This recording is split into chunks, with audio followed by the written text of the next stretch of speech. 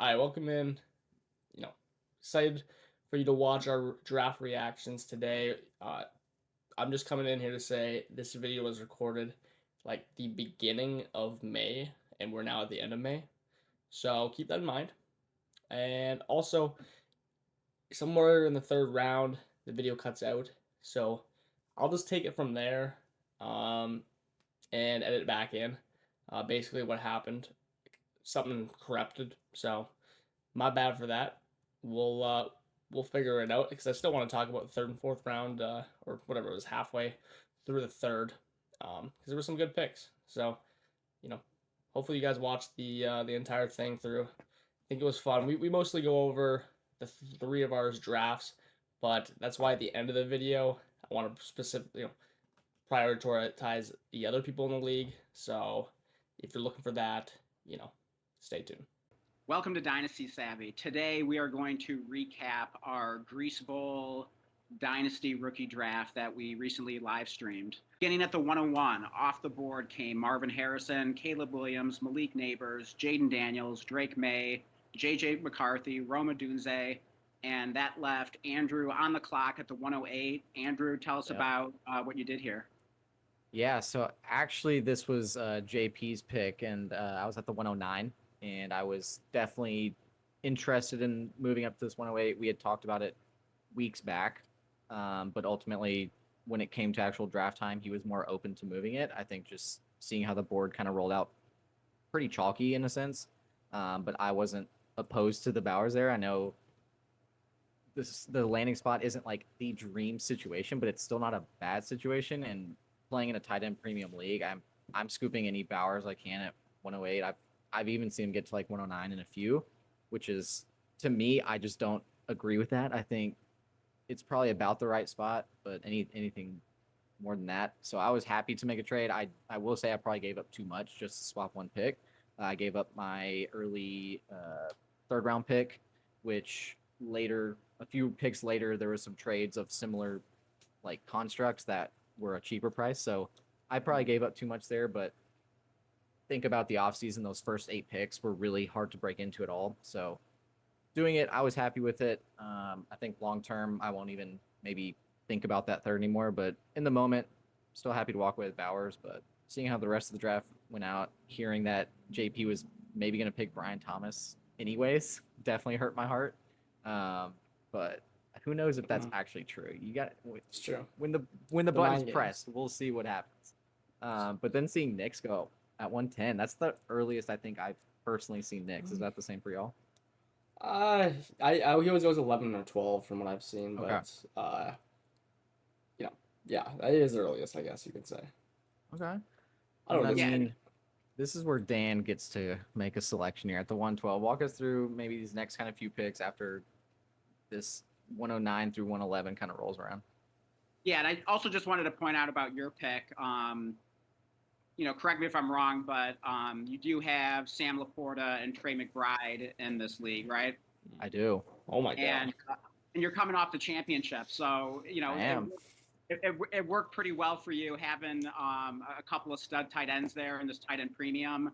Yeah. So was that your thinking at all? Like kind of just stacking like a third stud tight end there? I mean, I definitely don't mind having a good chunk of maybe like the top tight end market and a tight end premium. I can deal them if I want, or I can just hold them and like truly just play them in the flex spot because those guys are essentially just pseudo like receivers. I think Bowers will be even more so used as a receiver. I think like McBride and Laporta have a bit more of the body for the inline blocking, but definitely not opposed to having like 3 potential top, I don't know, 8 tight ends in dynasty landscape. So yeah, I'm not too disappointed in it. Yeah, for sure. I think that's cool, just like strengthening a strength. So I like that pick there. And I don't mind the landing spot of Bowers to the Raiders. I think it's fine. Yeah. And just to refresh everyone's memory, this is a pretty standard dynasty league, 12 teams, start 10, super flex, PPR, tight end premium with 1.5 PPR for tight ends. But yeah, I was on the clock at the 112. After Andrew took Brock Bowers off the board came Brian Thomas, Bo Nix, and Xavier Worthy. So that left me on the clock. Someone else had the 112 at the time. My first pick was originally the at the 201, and I decided to trade up a spot to get into that 112 so I could take Ladd McConkey, and I gave up. I believe it was the 401. Yeah, it was a to move fourth for up a sure. spot. Yeah, it was an early fourth to move up a spot, and I thought that was a pretty reasonable price. So yeah, we were. I was negotiating with what manager was that? Was it Coda that was originally there? I believe. I was negotiating with Coda live on the Zoom call when we were live streaming the rookie draft, and I thought it was going to be more expensive than that. Like I threw out I said hey I'll give you the 401, and I didn't really think that was going to get it done. I thought he'd at least counter one in like a late third, but surprisingly he accepted it. But I think it was a fair value because I still think you're getting pretty good players in the early fourth. So yeah, in fact even better than I expected. Because like once we got to the early fourth, I'm like, oh gosh, I didn't know there'd still be all these like interesting running backs available, But I don't regret it. I really like Ladd McConkey. I kind of felt like there was a little bit of like a tear break after him, but I just liked him as a prospect. I like, wide receivers that run good routes and can command targets. And he just strikes me as a guy that's going to be a better NFL wide receiver than he was in college. Yeah, I think he'll and being tied to Justin Herbert for a career. Exactly. And, at least for the moment, he feels like he's going to be the number one target there. There's not a ton of competition. So it just seems like a great spot for some, really solid rookie production. So I wanted to secure him. I definitely would have been crushed if I got sniped on him there. So to me, it was worth trading up to secure him. Nice. And then you got to watch some of these guys pick. I think you did a few trade backs there, like the two. So that you did the swap, and then felt like you had one other trade kind of happen around this area. I could be wrong here. I think once we get to it, it'll come to mind. But okay. So then you were back up again at 204. Yeah. So at the 201, off the board came Xavier Legette, Jalen Brooks, Malachi Corley, and then I was. So here's a pretty good context for anybody that did not watch the live draft. This draft happened pretty much as soon as the 7th round ended. So there was no getting a draft board, by the way. If you're seeing Malachi Corley and Xavier Legette getting pushed up this board, Coda 21. But that is why. Just remember that. Keep in mind, there was no draft board. We literally drafted day 3 of the NFL draft. Yeah, there's a few right seeing Marshawn Lloyd in the 4th, whereas other leagues exactly. It was definitely an interesting perspective to do it so live, exactly in terms of live on video. Live in terms of right after the draft. It was 5-minute timer. Very cool kind of spin on the draft, the rookie draft. Yes. It was refreshing. We had to be the continue to do. Yeah, we had to be the scouts there. But anyways, continue down there. Yeah, it was on the clock at the 204, and this was kind of a tough decision here. I was negotiating some trades during the live stream, but ultimately, actually, I think I was negotiating with you, Andrew. I think we were trying to get a deal done there, but I think I was potentially. Christian Watson, but we couldn't get anything done, so I had to stick and pick there. And so I went with rookie Pearsall. It was kind of a tough call. It didn't feel like there was an obvious name that I was dying to draft, at least at the time. Again, it was right as the real NFL draft was ending, and I hadn't completely formed all my opinions yet. But I think I just defaulted to going with the wide receiver that was going, that went in round 1 of the NFL draft. And I thought he looked like offense. Yeah, exactly. Good offense. I like that landing spot, even though in the short term it's a bit crowded there with Deebo Samuel and Brandon Ayuk. But more as a long-term play based on where my team is at in this league, I thought that was a safe bet to make there. Yeah, I mean, seeing you on the clock there, 2-4, I knew you were gonna make a good pick because we had Pearsall, we had Coleman on the board. But that's the best part in a rookie draft is when you're sitting and well, actually, I traded up for this pick, but when if you are already knowing that you might want to go move up for a spot, and then you see, a Malachi Corley come off the board, and then you're like, oh, now it's the window's opening up. Yeah. Or if you're already sitting on the pick and you see someone reached on, and then pushing 2 players that you don't really care, you just want them on. It kind of happens every rookie draft. That's the best feeling, knowing you get your guy. I remember now. It was the 212, the 301. and then I got a 4th and the 2-5 back. Okay. So, I did have to give 2 pretty decent picks. Would have been nice to get like probably right there. I actually almost Yeah. might have let him try to slip to 3-6 though. But anyways, beyond the point. I mean, Keon Coleman was sitting there 2-5. I expected him to go like 1-2 turn and no later because that's how people react. Buffalo and one receiver, yeah. Yeah, I don't like Coleman, but I also don't hate him now that he's the only receiver out there, and he's got the good interviews going. So like, that's his keep trade cut value is going to be just skyrocketing after the more he gets interviewed. Yeah. I mean, that's not even a joke. That'll probably happen. But yeah, and Blake, just to clarify, you acquired the 205 along with a 26 4th. Yeah. And you had to give up the 212 and 301. Yeah. Okay. So nice, nailed it. I didn't really know what was going to be on there. I was like looking at this tier and I didn't love it, and at the time. So, and especially Trag, I just don't like these players that were going here anyways.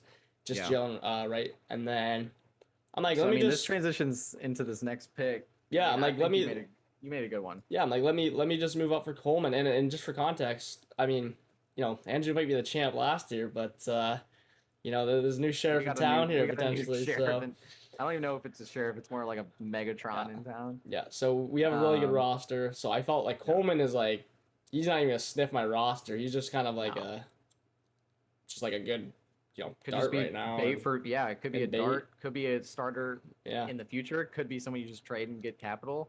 Yeah, So I think it's a great pick. So I was. You broke my heart. I'm not gonna lie. At 2-9. So admittedly, throughout this whole middle second round, I was hitting up everybody, including Dan. Okay. On the live stream, I was trying to get a mid-second here to get Penix. I was trying to get Penix just because I don't necessarily need him. I got Mahomes. I have Dak. It was more, and knowing that his position is not starting right away. Yeah. I felt like, man, if I could get the 8th overall pick in the draft just for like a mid-second right now, saying that out loud, you're like, okay, yeah, I'll take that on. So I was just trying to figure out a way. I was willing to give up like Watson and stuff, but ultimately didn't end up that way. I want to say you traded into this pick and got Penix. I don't remember. So I can I know what I did. It was I just gave the 2-9 and I just jumped 2 spots and I gave him and I gave him like a late 3rd or something. Or like a 4th. Yeah, that's fair. Oh, I gave him the 4th I got from the I gave him the 4th I got from the Coda trade. That was a 25 4th. So yeah, I got it right here. Blake, you gave up the 211, 402, and a 26 4th. Okay, so I did have to get out the 402, which ended up being Lloyd, like unbelievable. So like that does hurt a bit, but given like I ended up getting Penix, I can live with that for sure. But Lloyd, we'll get to that later. That was a good pick. But Penix, I mean, this is an interesting thing I saw after picking him. I mean, I felt great about this pick. Given my team, I don't need Penix. I don't really need anyone per se. I don't really need any position. So Penix, it's kind of like using your 209 on a 2026 first, is what I heard someone say. And I'm like, oh yeah, I heard that. That's a pretty good like like a little comparison there of or whatever analogy. Like it really is. Like in 2026, if he is starting, he's gonna be worth a first round pick. Like it might be like a late or something, but I mean he might have way better weapons around him too. I mean he's already got Pitts in London, so I don't love the pick when you're in this range, but as soon as you get out of that, like I would have taken that. I still take Adonai Mitchell over him personally, just because you can get immediate value jump off Mitchell. Yeah. Where Penix, he just is what he is until he goes in. And then he'll immediately skyrocket. Obviously, like maybe similar to Jordan Love, but way better draft capital. So I love that pick. He's just gonna sit my taxi squad for a long time, unless. And then I also this was how I traded up. I'm sitting here. I see Dan, who is, I mean, I don't want to say he's rebuilding, but he's loading up on picks. So the Penix pick made way too much sense. So I just was like, I'm not getting him at 211. Let me just throw a couple 4ths, jump him, and take Penix off his hands more than likely. Yeah. And that was the heartbreaking thing is I was hoping to take Penix with that next pick there at the 210. And Blake, jumps up and snipes me on him. Also interesting to note here is that originally I had the 207 pick. Oh, okay. And so I could have drafted Penix at that point, and I definitely seriously considered it. I guess it just felt like maybe a tad early to me, and I was hoping he was going to fall to that 210 pick. Yeah. But I ended up trading the 207, and I also had to throw in a 309, and I got back a 25 second, the 302, a 25 fourth, and $5 in fab. So to simplify it, I basically traded my 207 and turned it into a second next year. And in return, or on top of that, I got to move up from the 309 to the 302, which I thought was kind of nice. And then also got a fourth next year thrown in and $5 fab. So I guess like the reason I made that trade is just like I was feeling a little uncertain about whom to pick, and Penix just felt slightly early to me, and I kind of felt like rolling the dice. So I decided, you know what, I'm just going to trade out of it. I'm going to roll the dice that Penix is there at the next pick, and just barely missed it. Yeah, I mean, yeah, it worked out well. I mean, I like the right pick at 3-2.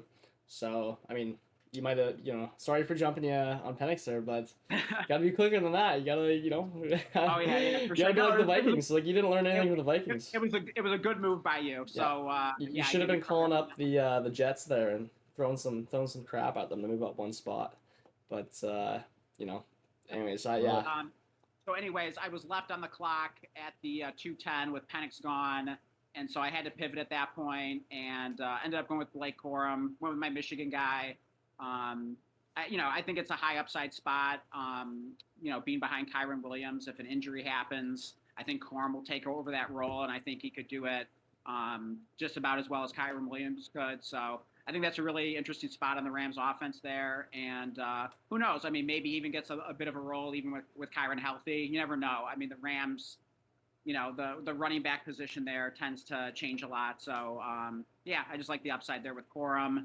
After that, off the board came Troy Franklin at the 211, then Roman Wilson at the 212. And then into the third round here, off the board came Luke McCaffrey. And then I was on the board at 302.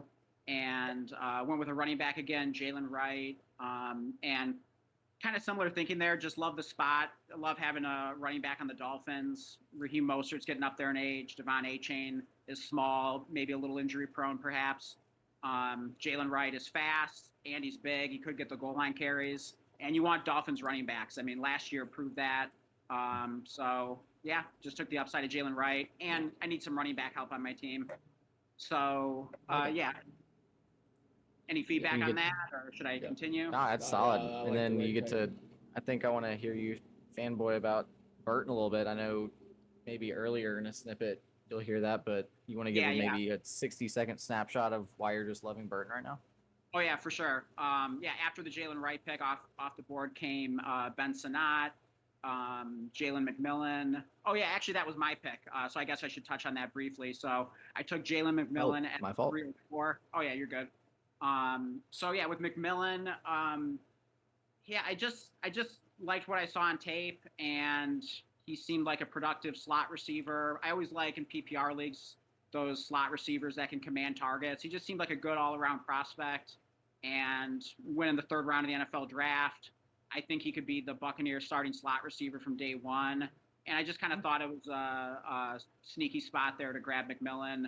Yeah. And I like what he can do there. I had a back-to-back pick, and I went with Jermaine Burton at the 305. And I love what I saw on tape from him. He just looks very explosive, just kind of jumped off the screen. I love the landing spot with the Bengals. I don't know how much longer T. Higgins is going to be there, but I definitely want wide receivers connected to Joe Burrow. And so I just like his upside. And, I felt really good about taking those two receivers back-to-back there. Awesome. Yeah, and then I was sitting right behind you, Dan. I definitely had Burton in the question there to pick him, but really just given my draft, because I came with a receiver, receiver's pretty strong on my team already. I still would have been considering Lloyd and Estime, and I was like, I think you could literally see me like on the board going like this, like I'm like, like who do I take here? Because this was like really tough. I mean, I think with what I know about Lloyd, about the Jacobs contract now, basically they have a 1 year out, which I didn't know at the time. Had I known that, I probably just go take Lloyd and the third round draft capital. But in my head, I was balancing like the hit rates between rounds. I'm like, Yeah. I don't know. I think he was like fifth round, but the thing was he's so young. He's like 20 years old, Mhm. and I mean he actually people really dropped him after his 40 time in the combine. He ran a way better 40 at his pro day, um, and there's just like such a path to work here Yeah. that I don't know. I think it's an all right pick. Mm-hmm. Oh yeah, I So like the pick. I really liked what I saw on tape from Estime, and I think he could earn a role right away. I think that backfield is kind of open. I don't think like Javonte Williams is setting the world on fire there. no, And it's no, kind of a fresh start with like Bo Nix and Troy Franklin coming in, exactly. and they traded away Jerry Judy, so it kind of seems like they're turning over a new leaf, and maybe that Mm-hmm. includes Audric Estime as the lead running back in Denver at some point. You never know. So All right, so we cut out talking about basically Estime. I will say, regret this pick now. I would take Marshawn Lloyd. Um, I'd actually probably take Javon Baker or Ray Davis ahead as well. Um, but it's pretty close. I still like Estime a lot, but that's all I gotta say about that. Things change quickly after these rookie drafts. I'm sure a lot of other people, that it was kind of the madness of this draft. So I hope you guys all like that. Some of us benefited, some of us definitely did not benefit from it. But in the end, so that's how Dynasty goes. Maybe you'll luck into a pick that you thought was bad at the time or bad now, better than you think. But let's move on. Okay, Javon Baker by Billy, Devontae Walker by Coda. Here's a nice pick here. Ray Davis 3-9 by JP. We now get our tight end 3 off the board. Who other but RB taking him? This guy can't get enough of his tight ends. Braylon Allen comes off at 311. Brendan Rice. This is RB made this pick. This is, I think he probably just saw Brendan Rice go off to the Chargers. He's like, yeah, smash. I need the next Jerry. Um, I don't even know if he's getting drafted another one, so we got to check in on RB for that pick now, see how he's feeling about that one. But Spencer Rattler 4-1. Here's the good pick. Unfortunately, I own this pick. Had to use it to get Penix, worth it. But we could add Marshawn Lloyd there. That hurts. I was saying earlier in the video, if you're watching, I was like really close between Lloyd and Estime. Should have picked Lloyd. I just didn't know about that 1 year contract. It was like was it like a 4 year? It's like a 4 year contract he had, and it's like actually a 1 year deal. I just didn't know that. So that's a big L. But look at these running backs: Shipley, Irving coming off, Billy, and Coda. Coda starting to salvage his poor start of the draft in my opinion. But yeah, then you get some pretty basic stuff, notable. Jacob Cowing at 4-7, really like him. I think we were actually really inefficient, all you guys, with the fourth round picks, to be honest. And of no one's blame. Like, that was like the fun of this is we all had our guys. People were like, oh, I can get, Frank Gore at 4-9 or whatever. Jamari Thrash. Like, we all had our guys. And that made a really fun waiver wire after the draft where I just like dominated it. but I think I got like Ali, Vidal, Guerrendo, whatever that guy's name is. The only one I didn't get that I wanted was, I think JP got, who was it? JP, oh yeah, he got Tyrone Tracy by like 50 fab is what he spent on him. So good pickup by him. Anyways, that concludes the draft. However, I'm gonna go over people's drafts here, who I thought made good picks, bad picks, good drafts, or whatever, bad drafts. Number one, we got the worst draft. At the time it didn't look as bad. I will say that, but the only pick I mean, there's like 2 picks here that I think were like decent. Maybe 3, and it's McCarthy, Polk, Irving. Even looking at the roster, he did need a quarterback, but Odunze was there, and I'll come around on Odunze. I'd have to take him over McCarthy. I just it's nothing against McCarthy. I'd consider taking Odunze over May strictly because rookie quarterbacks are scary. Drake May does run. McCarthy does run. I don't know. I'm just getting away from investing on players like that, but yeah. So not a hot draft by Coda. That's the best part, though. We will see. He's got a lot of picks. I'm sure something can work out. Yeah. So let's move on to the best draft. Now, disclaimer, don't want to sound biased. I'd say the best draft per most value per pick. It would have to be me. I got Coleman at 2.5 and I got Penix at 2.9. Those guys go at like 2.1 and like 2.4 or 5, whatever. Early and mid, and I got the mid and late. And I only had a couple picks. So like technically, I think I won the draft.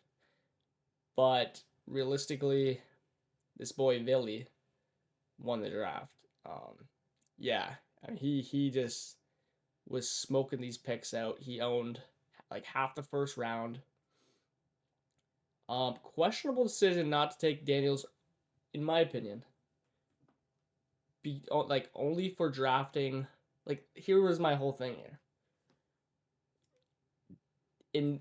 Everyone's different, but I'm just taking Daniels at 3, and I prefer Neighbors to Odunze, but like you could just have traded up potentially to 4 and got Neighbors if you really like them.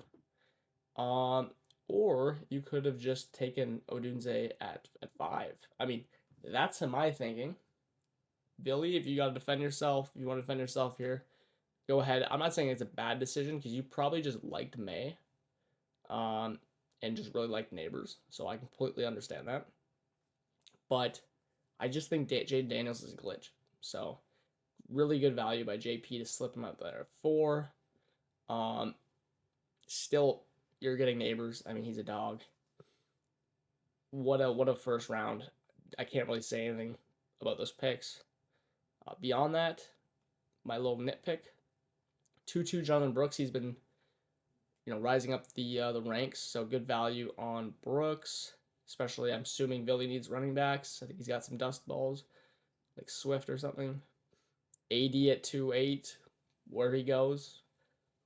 Think he'll probably be a better real life player than fantasy, but never know. Dan and I, we like to joke. If you own AD Mitchell, you want Joe Flacco on your team, because if AD Mitchell's gonna be good around playoff time, it's gonna be because Joe Flacco's in there. So sorry, Billy, I own AD Mitchell. And then wow, just killed this draft. I mean, the 3rd round he gets Sanat. Love Sanat. Baker, I love Baker pre-draft. Still like him, just don't have any of them. And then get Shepley at 4.3. I mean, well done. Well done. So, awesome draft by Billy. Another draft we need to highlight. There's a lot of people that get drafts here. And, I guess that's easy to say because we haven't seen any of these players play. But great value at 1.4. I already went over that. Brian Thomas at 1.9. Who's to say who's better at those receiver positions? It's just preference. He traded back. I forgot what he got. Could have had Bowers. Also, I know JP has like a million tight ends, so that's probably why I didn't want Bowers. Benson at 2.7 looks awesome now. I'm not a huge Benson guy, but definitely the best pick in that range, no doubt. And then Davis 3.9. Great draft. Here's the man of some controversy. Big Brown Town. He made some questionable picks or trades, but I mean, he kind of killed this draft. I mean, not kind of, like he did. Troy Franklin is kind of the guy here, and I guess Bo Nix. Like this, actually, yeah, there you go, the stack. This will be really telling to his team's future. If one of those guys hit, probably both of them are hitting. I guess I can't say that. Troy Franklin, whatever. There's probably some correlation. If one hits, the second one's more likely to hit. Odunze at 1.7, what a value. Great ad for his team. Rookie quarterback, great value for his team. Gets Marshawn Lloyd at 4.2, who I've seen go in the second round. So he basically just got a free second round pick out of me in that one trade. And then he takes like literally the worst quarterback to ever touch the NFL draft in Joe Milton. So he can just go ahead and cut him now. But pretty good draft by Browntown. Didn't have too many picks, but good efficient picks. I would say, like, especially Odunze and Lloyd. Now we'll talk about Cody because he had some picks. The rest of the league, minus the three of us that were talking about our draft earlier, just didn't have picks or just had like 1 4th rounder, and they'll probably cut those players a year from now, so we won't mention those. But Cody, 111 gets Worthy. He needed a receiver, so good pick. Braylon Allen, he's been sliding like late 4th round, so I mean, can't say it's a bad pick. Especially if he ends up being an RB2 for the Jets, can't complain about that. But Jamari Thrash, I mean, I don't even know who this guy is. I just know he's like buried in the depth chart. So, hey, he got Worthy is basically what I'm saying here. Yeah, so good draft, everyone. Thank you for watching. Yeah, I think it was a lot of fun just doing it. Like, I think that the 7th round was being drafted while we were doing it. And, ideally it would be better to wait, a few minutes at least for the 7th round to be done. Although that was a weird night for me. I needed to go. So I think it worked out great though. So, yeah, I hope we can do that again. We'll have to see how everyone felt about it. But no other league does this, so I think it's really fun to be a little bit different and just make the league fun. Why not? So, yeah, thank you for watching. Like, subscribe, and comment and stuff. And yeah, that's all.